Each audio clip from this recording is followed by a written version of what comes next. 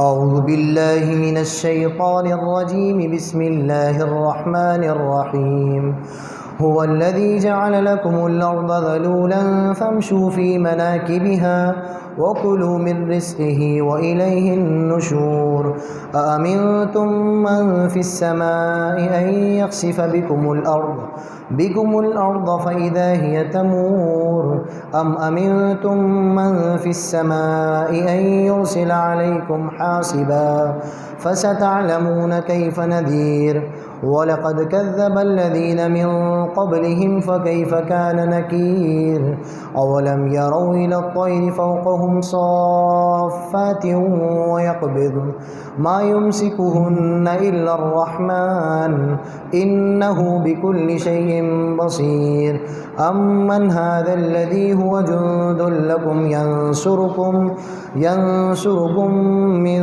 دُونِ الرَّحْمَنِ إِنِ الْكَافِرُونَ إِلَّا فِي غُرُورٍ أَمَّنْ هَذَا الَّذِي يَرْزُقُكُمْ إِنْ أَمْسَكَ رِزْقَهُ بَل لَّجُّوا فِي عُتُوٍّ وَنُفُورٍ صدق اللہ العظیم وصدق رسولہ النبی الکریم۔ گزشتہ ہفتوں میں ذکر کیا جا چکا کہ سورہ ملک مکی صورت ہے، اور قرآن پاک میں اللہ تبارک و تعالیٰ کے مکہ مکرمہ میں جو لوگ مخاطب تھے، یعنی جن سے اللہ تبارک و تعالیٰ نے بات کی ہے، وہ مشرکین ہیں، کفار ہیں۔ کفار و مشرکین کے لیے پہلے اس بات کی ضرورت ہے کہ وہ ایمان لائیں، آخرت پر، اللہ پر، توحید پر، رسالت پر، فرشتوں پر، کتابوں پر، نبیوں پر، اچھی بری تقدیر پر، موت کے بعد دوبارہ اٹھائے جانے پر۔ یہ بنیاد ہے اسلام کی۔ تو اب کیونکہ وہ لوگ ہٹ دھرمی پر جمے ہوئے تھے، تو اللہ تبارک و تعالیٰ اپنی ذات کے تعارف کے لیے، یعنی کس طریقے سے یہ مکے والے کفار و مشرکین توحید کا اقرار کر لیں، ان چیزوں کو ثابت کرنے کے لیے اللہ تبارک و تعالیٰ اپنی قدرت کے جو کارنامے تھے ان کے حوالے ان کے سامنے پیش کر رہا ہے۔ گزشتہ آیات میں ہم نے سنا، اور آج جس آیت سے تلاوت شروع کی گئی وہاں سے اللہ تبارک و تعالیٰ فرماتے ہیں هو الذی جعل لکم الارض ذلولا فامشوا فی مناکبها وکلوا من رزقہ، کہ وہ اللہ وہ ذات ہے جس نے تمہارے لیے زمین کو نرم کر دیا۔ فامشوا فی مناکبها، پھر چلو اس کے مونڈھوں پر، وکلوا من رزقہ، اور اس کے رزق سے کھاؤ، یہ ایک نعمت کے طور پر اللہ تبارک و تعالیٰ نے بتایا کہ زمین اتنی نرم نہیں ہے کیچڑ کی طرح کہ آدمی اس میں چلے تو چپک جائے، پیر اندر جاتا ہے نا۔ ہمارے یہاں مدھیہ پردیش کی مٹی تو مشہور ہے کہ ایسی مٹی ہے کہ کھینچتی ہے، ایم پی کا آدمی باہر نظر نہیں آئے گا فورن میں۔ بھوپال کی خصوصیت ہے، مدھیہ پردیش کی خصوصیت ہے۔ تو یہ ایک مٹی کی صفت ہے کہ وہ اپنی طرف کھینچتی ہے۔ تو اللہ نے کہا کہ ہم نے ایسا بھی نہیں کہا، اتنی نرم بھی نہیں بنائی روئی کی طرح، کمزور بھی نہیں بنائی، اور پانی کی طرح سیال بہنے والی بھی نہیں بنائی کہ تم اس پر چلو تو تم چل نہیں پاؤ، ایسا نہیں ہے۔ اللہ نے کہا کہ ہم نے زمین کو معتدل بنایا، بیلنس کیا اس کو، کہ ایک انسان اپنی تمام ضروریات کو پورا کرنے کے لیے جن چیزوں کا استعمال کر سکتا تھا اس میں بنیادی طور پر زمین تھی۔ سفر کرنا ہے زمین کی ضرورت ہے، کسان کو کھیتی کا کام کرنا ہے زمین کی ضرورت ہے، بھائی اللہ کے لیے سجدہ کرنا ہے زمین کی ضرورت ہے، اللہ کی بندگی کے لیے بھی کس چیز کی ضرورت ہے؟ زمین۔ بنیاد دیکھیے آپ، زمین کی ضرورت ہے۔ وہ ہے کہ ہر چیز کے اندر اللہ تبارک و تعالیٰ نے زمین کی حاجت اور ضرورت بندے کے لیے جوڑی ہے، ساتھ ربط ہے اس کا۔ تو اللہ تبارک و تعالیٰ نے ان لوگوں کو جو نہیں مانتے تھے، کفار و مشرکین کو، سب سے پہلے وہ مخاطب، اس کے واسطے سے ساری انسانیت، ساری امت اس میں اللہ تبارک و تعالیٰ کے اس پیغام کی مخاطب ہے۔ اللہ ہم سے بھی بات کر رہا ہے۔ یہ اللہ کی ایک بہت بڑی نعمت ہے کہ اللہ تعالیٰ نے زمین کو بنایا، اور اللہ کہہ رہا ہے کہ ہم نے زمین کو تو بنایا، بنانے کے ساتھ ساتھ یہ ایک نعمت یہ کہ زمین کو بنایا، دوسری نعمت یہ کہ ذلولا، ہم نے اس کو نرم بنایا، قابل استعمال بنایا۔ حدیث شریف میں آتا ہے کہ جب پہلے اللہ تعالیٰ کا جو عرش تھا وہ پانی پر تھا. وَكَانَ عَرْشُهُ عَلَى الْمَاءِ، قرآن پاک میں بھی ذکر کیا گیا اللہ کا عرش جو تھا وہ پانی پر تھا. اللہ تبارک و تعالیٰ کی مشیت، اللہ نے جو کائنات کے سسٹم جو بنایا اس کے تحت عرش اوپر کی طرف آگے بڑھا. اب زمین ہلی، پانی کی چیز تھی، سیال دینے کی صفت اس کے اندر. تو قرآن پاک میں اللہ نے سورہ نبا کے اندر آپ حضرات نے سنا ہوگا وَالْجِبَالَ أَوْتَادًا، پہاڑوں کو ہم نے میخ بنا دیے، کیلیں. زمین کے لیے پہاڑیں کس کام کے لیے؟ میخ، کیلیں ہیں. آپ کو کہی جی میرا کرتا لیجیے، آپ لٹکا دیجیے، لٹک جائے تو بتائیے نہیں لٹکے گا. پھر آپ ایک کیل لیجیے، اس مسجد میں چھید کر دیجیے، کرتا میرا لٹک جائے گا. تو اس کیل کی مثال قرآن نے کہا یہ پہاڑ جو ہیں کیل ہے، کیلیں ہیں زمین کے لیے. کہ زمین ہل رہی تھی، جم نہیں پا رہی تھی. وَالْجِبَالَ أَوْتَادًا، ہم نے پہاڑوں کو کیا کر دیا؟ میخ بنا دی، کیلیں بنا دی. اور بھی قرآن پاک میں دیگر جگہ دوسرے الفاظ کے ساتھ پہاڑوں کو اللہ نے بتایا کہ ہم نے زمین کے لیے تو کیا کہتے ہیں اسے، ایک بڑا سا ہوتا ہے گھروں میں پرانے زمانے کے میانوں میں لگتے ہیں، کیا کہتے ہیں اسے، لکڑی کی، سمجھ رہے ہوں گے آپ لوگ زمانے سے، وہ بنا دیا. پھر آئے گا فَامْشُوا فِي مَنَاكِبِهَا. اب یہ ایک نعمت تو یہ کہ زمین، دوسری نعمت یہ کہ ہم نے اس کو تمہارے لیے قابل استعمال بنایا، اس کو بیلنس بنا کے. فَامْشُوا، اب اللہ جتا رہا ہے کہ اب چلو تم اس زمین پر چلو. کیا چلتے نہیں تھے پہلے؟ جن لوگوں کو سمجھایا جا رہا ہے، کفار و مشرکین پہلے نہیں چلتے تھے زمین پر. جو اللہ میاں کہہ رہے ہیں کہ چلو، نہیں، نعمت کا احساس دلا رہے ہیں. اللہ کہہ رہے پگلوں تم میرے اوپر ایمان نہیں لا رہے، میری توحید کو قبول نہیں کر رہا ہے، مجھے ایک رب ماننے کو تیار نہیں ہو. حالانکہ جس تھالی میں کھا رہا اسی میں چھید کر رہا ہے، جتنی نعمتیں استعمال کر رہا وہ ساری میری دی ہوئی ہیں. تو ایسی ہڈن قوم کے ماننے کو تیار نہیں کہ نعمت. تو اللہ نے یہ مثال لے کر آئے کہ زمین یہ بھی تو میری نعمت ہے. میں چاہتا زمین پہ سے تم چلتے ادھر، جاتے ادھر، کھڑے یہاں ہوتے، لڑکتے وہاں. تو اللہ کہہ رہا ہے کہ یہ بھی ایک نعمت ہے کہ میں نے اس کو بیلنس بنایا، تمہارے لیے قابل استعمال چیز بنایا. کہ نعمت نہیں ہے؟ پھر نعمت کے گرانے کے بعد گنوانے کے بعد اللہ کہہ رہا ہے فَامْشُوا، چلو نعمت پر، تاکہ آدمی کے اندر احساس پیدا ہو جائے کہ میاں ہے تو اللہ میاں کی نعمت. پھر آگے اللہ کہہ رہا ہے وَكُلُوا مِن رِزْقِهِ، اور کھاؤ اللہ کے عطا کردہ رزق سے. اس سے کیا مراد ہے کہ پہلے تو زمین کا ذکر کر دیا، پھر کھانے کا ذکر کر دیا. مطلب یہ ہے کہ کاروبار کی غرض سے، تجارت کی غرض سے زمین میں خوب چلو پھرو، خوب کاروبار کرو، خوب پیسہ کماؤ.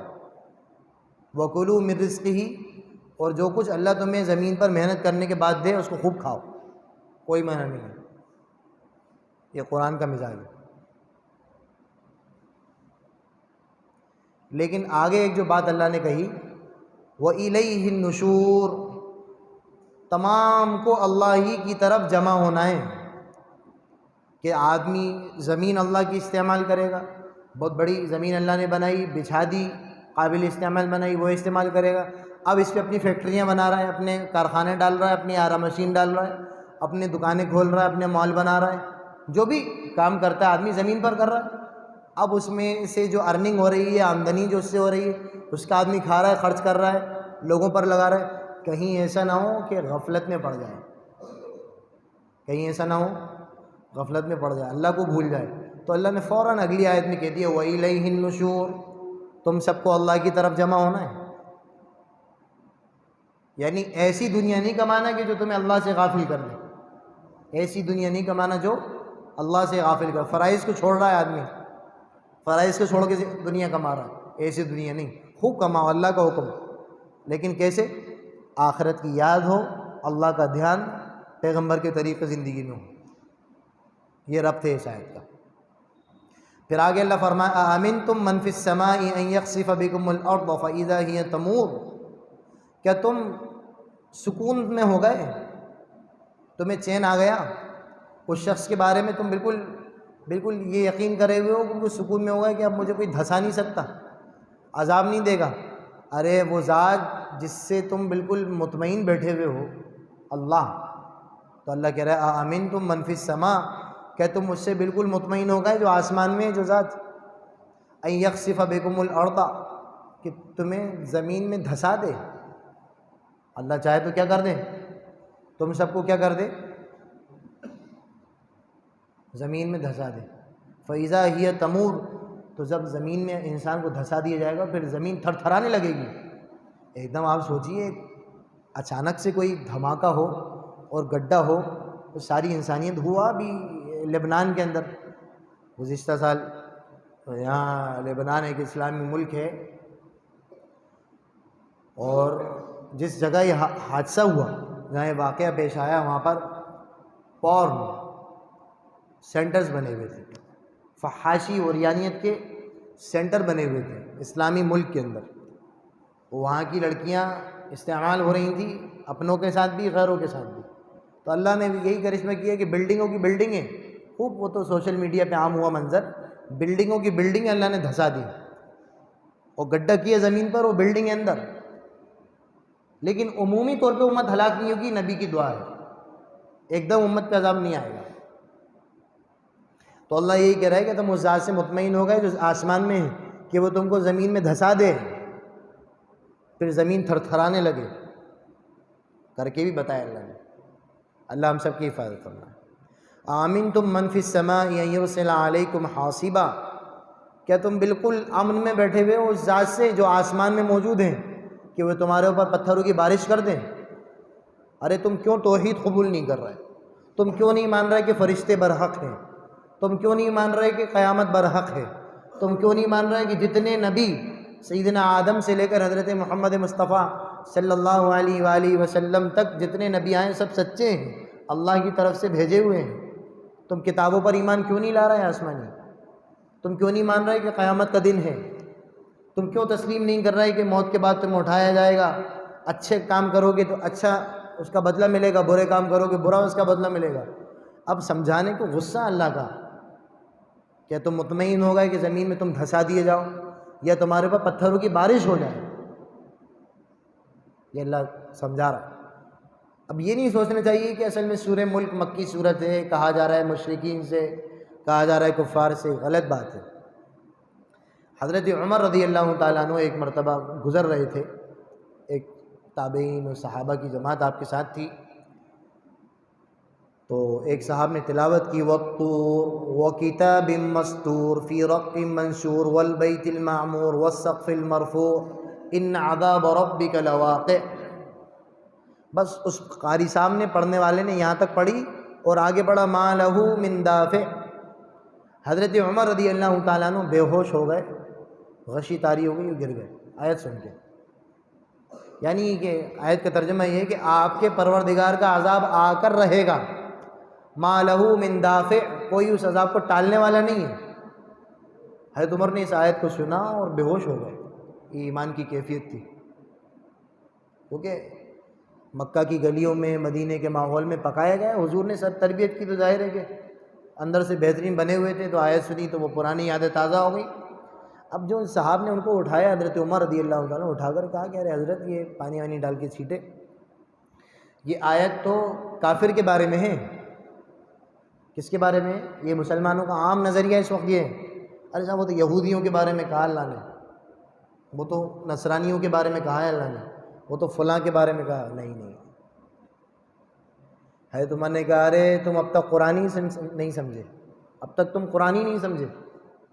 خدا کی قسم قرآن کا ایک ایک حرف، ایک ایک لفظ یہ حضرت عمر کا جملہ ہے، انسانیت کو جھنجھوڑتا ہے. تم کہہ رہا ہو کہ وہ کافر کے لیے ہے. تو یہ اللہ ہم سے بھی کہہ رہا ہے کہ تم مطمئن ہو گئے. ایسا ہو سکتا ہے کہ اللہ زمین میں تمہیں دھسا دے، تمہارے اوپر پتھروں کی بارش ہو جائے. اللہ ہم سے کہہ رہا ہے، ساری انسانیت سے کہہ رہا ہے. فَسَتَعْلَمُونَ، پھر تم خوب جان لو گے اچھی طرح، کیف نذیر، کیسا ڈراتا ہوں میں بھی. پھر تم بھی جان لو کہ میرا ڈرانا کیسا ہے. اللہ ہم کو سمجھا رہا ہے. پھر آگے کہہ رہا ہے وَلَقَدْ كَذَّبَ الَّذِينَ مِن قَبْلِهِمْ فَكَيْفَ كَانَ نَكِيرِ، کہ دیکھو ابھی تو ہم تمہیں سمجھا رہے ہیں، تم توحید کا اقرار نہیں کر رہے، مجھے پروردگار نہیں مان رہا ہے، ایک معبود نہیں مان رہا ہے. ہم تمہیں سمجھا رہے ہیں، میرا بھیجا ہوا نبی محمد صلی اللہ علیہ وسلم، اس کو تم انکار کر رہا ہے اس کی رسالت کا، اس پر تم یقین نہیں لا رہے، پھر بھی ہم تمہیں سمجھا رہے ہیں۔ اس سے پہلے کے لوگوں کے ساتھ معلوم کیا ہوا؟ اللہ ان کی کارگزاریاں سنا رہا ہے۔ وَلَقَدْ كَذَّبَ الَّذِينَ مِن قَبْلِهِمْ فَكَيْفَ كَانَ نَكِيرٌ، ان سے پہلے بھی لوگوں نے جھٹلایا تھا، پھر کیسا رہا میرا ڈرانا، کیسا عذاب دیا میں نے ان کو۔ پچھلی قوموں کے واقعات، قوم عاد، قوم سمود، کانوا ینحتون من الجبال بیوتا، اللہ نے ان کی تعریف، ان کی طاقت اللہ نے بتائی کہ ایسی طاقت ان کے ناخنوں میں تھی۔ قوم عاد، قوم سمود کی ایسی پہاڑ بنے ہوئے، پہاڑ کے اندر ناخنوں سے گھر بنا دیتے تھے وہ لوگ کھڑے کھڑے، رہنے کے لیے گھر جس میں رہ سکتے ہیں، کمرے، کچن، ٹوائلٹ سب بناتے تھے وہ لوگ۔ تو اللہ نے کہا کہ ہے اتنی طاقت تمہارے پاس؟ ہے، ہمارے پاس ہے اتنی طاقت۔ یہ اللہ نے مکے والوں سے کہا تمہارے پاس ہے اتنی طاقت؟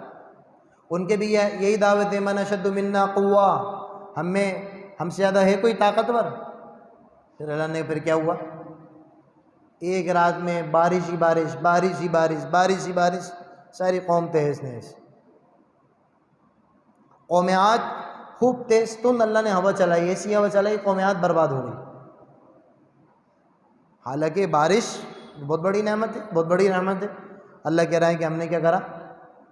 سخر علیہم 7 لیال و8 ایام، مستقل مسلط کر دی ان پر، 7 دن 8 راتیں بارش ہوتی رہی۔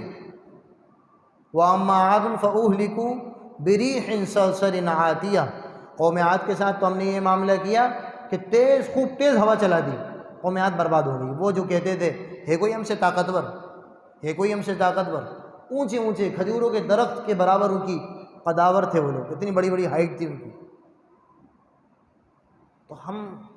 تو اللہ میاں ہمیں سمجھا رہا کہ ارے ٹھیک ہے، ہمیں جھٹلا رہے ہیں، محمد کو جھٹلا رہے ہیں، ابو بکر سے بدتمیزی کر رہے ہیں، عمر کو گالیاں دے رہے ہیں، عثمان کو تکلیف پہنچا رہے ہیں، علی کو کچل رہے ہیں، کوئی بات نہیں۔ وَلَقَدْ كَذَّبَ الَّذِينَ مِن قَبْلِهِمْ، ان سے پہلے جو لوگ آئے تھے انہوں نے بھی اپنی نبیوں کے ساتھ اور نبیوں کے ماننے والوں کے ساتھ یہی کیا تھا۔ فَكَيْفَ كَانَ نَكِيرٌ، جب کہ کر تو لیا انہوں نے ایسا بدتمیزی اللہ کے ساتھ، رسول اللہ کے ساتھ، رسول کے ماننے والوں کے ساتھ۔ فَكَيْفَ كَانَ نَكِيرٌ، ان سے پوچھو کہ میرا ڈرانا کیسا تھا، میں نے تہس نہس کر کے رکھ دیا۔ پھر آگے اللہ کہہ رہا ہے اَوَلَمْ يَرَوْا إِلَى الطَّيْرِ فَوْقَهُمْ صَافَّاتٍ وَيَقْبِضْنَ، ایک بھاری بھرکم پرندہ، حالانکہ عقل کا تقاضا یہ ہے کہ کوئی چیز بھاری اوپر اچھالو تو وہ کیا ہوگی؟ نیچے آئے گی۔ تو اللہ نے یہ کہہ رہا ہے کہ بھائی یہ پرندہ اڑ رہا ہے، بھاری ہوتا ہے، یہ اڑ رہا ہے تو کوئی طاقت ہے؟ کون؟ یہ خود اڑنا ہے، آسمان میں رکے ہوئے ہیں یا کوئی ان کو روکے ہوئے ہیں؟ اس کی مثال دی اللہ نے قرآن پاک میں۔ ارے بیوقوفو، تم کیسے تمہیں سمجھائیں، کتنی تم ہٹ دھرمی پہ جمے ہوئے ہو۔ اولم یروا الی الطیر، کیا وہ پرندوں کو نہیں دیکھتے؟ فوقہم، اپنے اوپر، صافات، صف بستہ ہو کر۔ دیکھیں پرندے ہم لوگوں نے عصر کے وقت میں، فجر کے وقت میں صبح نکلتے ہیں، بالکل لائن میں صف بنی ہوتی ہے، قطار ان کی ہوتی ہے۔ وَيَقْبِضْنَ، وہ جب چاہتے ہیں پروں کو سمیٹ لیتے ہیں، پر سمیٹ لیتے ہیں وہ لوگ اپنے۔ مَا يُمْسِكُهُنَّ إِلَّا الرَّحْمَٰنُ، سوائے رحمان کے ہے کوئی جو ان کو روکے ہوئے ہیں آسمان میں؟ یہ تم خود سمجھ رہا ہو کہ پرندے خود اڑ رہے ہیں، خود چل رہے ہیں، ارے رحمان ان کو روکے ہوئے ہیں۔ وہ کہہ رہے ہیں نہیں صاحب رحمان نے تو نہیں روکا۔ تو اللہ میاں نے کہا ایک کام کرو، مطلب مفسرین نے اس میں مثال لکھی، آپ کوئی چیز روک کے بتا دو، آپ کوئی چیز روک کے بتاؤ، سب اللہ روکے ہوئے۔ انہ بکل شیء بصیر، اللہ کی ایک صفت ہے کہ وہ ہر چیز کی خوب نگہبانی اور ہر چیز کو خوب دیکھنے والا ہے۔ امن ھذا الذی ھو جند لکم ینصرکم من دون الرحمن، کہ بھلا ہے کوئی دوسری ذات، دوسری کوئی فوج جو تمہارے لیے ہے، ینصرکم من دون الرحمن، جو اللہ کے علاوہ تمہاری مدد کرے؟ ہے کوئی دوسری کوئی فوج؟